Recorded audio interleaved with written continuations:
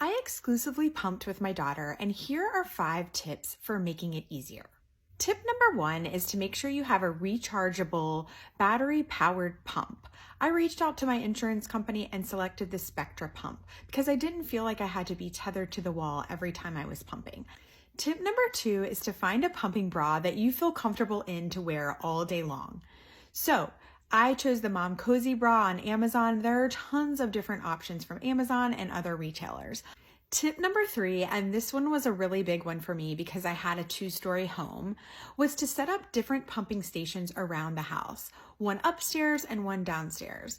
I set up little stations with extra water for myself, burp cloths, extra pump parts, snacks for myself, everything I needed to have a successful pumping and feeding session with my baby. Next up, set up a washing plan. There are so many pump parts, bottles, you name it. There's so much to wash when you have a newborn and you're exclusively pumping.